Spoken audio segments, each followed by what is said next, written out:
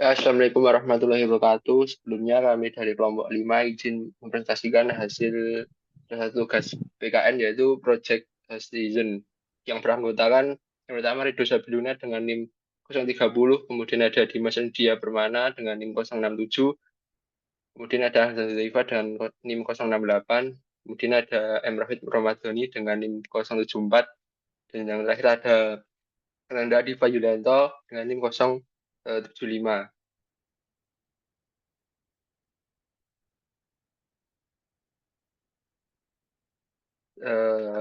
Project Citizen pada pekan ini kami yaitu dengan judul pengelolaan sampah yang kurang baik. Penelitian ini berfokus salah satu pengelolaan sampah di Kecamatan Wonosari, Klaten. Kota Klaten sendiri merupakan salah satu daerah dengan populasi yang terus berkembang yang mengakibatkan peningkatan volume sampah yang perlu dikelola dengan efektif. Pada kasus ini terdapat berbagai aspek dalam sistem pengolahan sampah di Klaten, termasuk pengumpulan sampah, metode dan frekuensi pengolahan sampah oleh dinas kebersihan, transportasi sampah, pengolahan dan daur ulang, serta edukasi dan kesadaran masyarakat. Penelitian ini juga melibatkan berbagai pemangku kepentingan yang berperan dalam pengolahan sampah di Klaten, yaitu pemerintah daerah, dinas kebersihan, dan lingkungan hidup yang bertanggung jawab atas pengolahan sampah di tingkat kota.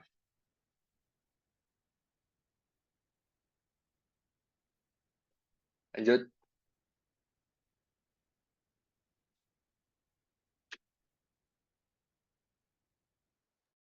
Pengelolaan sampah di daerah menghadapi beberapa tantangan seperti kurangnya kesadaran dan pendidikan, di mana rendahnya tingkat kesadaran masyarakat tentang pentingnya pengelolaan sampah yang baik, kurangnya program edukasi dan kampanye mengenai pengelolaan sampah dan dampak lingkungan.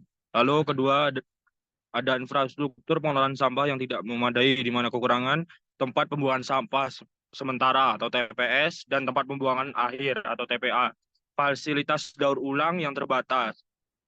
Kurangnya armada pengangkut sampah, peralatan pendukung. Lalu ketiga, ada kurangnya dukungan kebijakan dan regulasi, di mana kebijakan pengelolaan sampah yang tidak efektif atau tidak diterapkan dengan baik.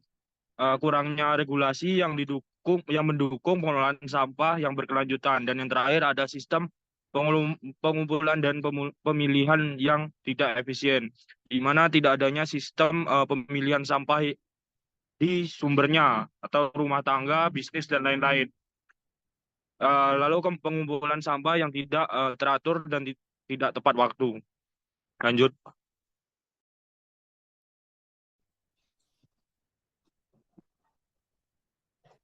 Dampak pengolahan sampah yang kurang baik. Beberapa dampak ditimbulkan dari pengolahan sampah yang kurang baik, diantaranya yang pertama ada dampak kesehatan. Sampah yang tidak dikelola dengan baik meningkatkan risiko penyakit menular dan menjadi tempat berkembang biak bagi vektor penyakit seperti nyamuk, lalat, dan tikus yang menyebarkan penyakit seperti demam berdarah, malaria, leptospirosis dan diare. Kemudian yang kedua, dampak lingkungan, penumpukan sampah mencemari tanah dan air, merusak serta keindahan kota, dan apabila dilakukan pembakaran sampah, terus lama plastik maupun bahan beracun lainnya dapat menghasilkan asap yang berbahaya yang mencemari udara dan mengurangi kualitas udara. Pemerintah desa harus mengeluarkan biaya besar untuk menghasilkan sampah yang menumpuk dan menangani dampak lingkungan yang diakibatkan oleh pengelolaan sampah yang kurang baik serta kurangnya sistem daur ulang dan pengelolaan sampah yang efektif meningkatkan biaya operasional jangka panjang.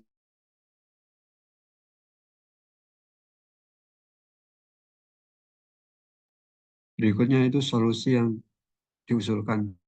Yang pertama itu peningkatan fasilitas daur ulang, pembangunan lebih banyak pusat daur ulang, mengedukasi masyarakat tentang pentingnya memilah sampah, kampanye publik untuk meningkatkan kesadaran tentang pengelolaan sampah, program sekolah untuk mendidik anak-anak tentang pentingnya daur ulang, dan menetapkan kebijakan yang mendukung pengelolaan sampah yang lebih baik, seperti insentif untuk daur ulang dan denda bagi yang membuang sampah sembarangan.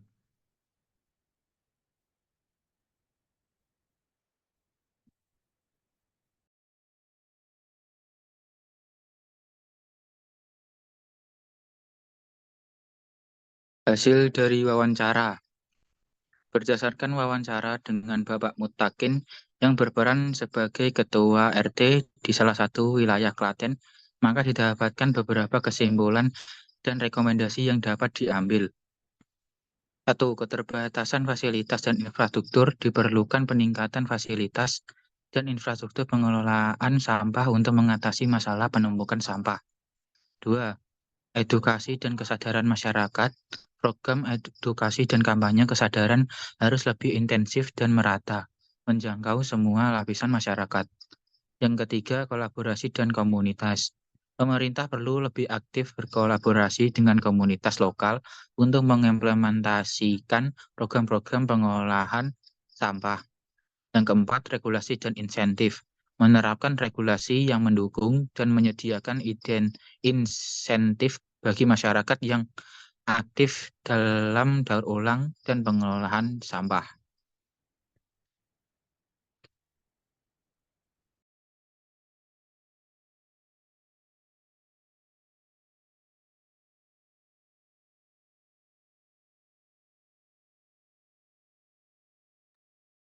Yang terakhir ada kesimpulan yang dapat diambil dari proyek ini adalah yang pertama, harus adanya kesadaran dari masyarakat untuk mengatasi pengolahan sampah di Desa Wonosari, Klaten.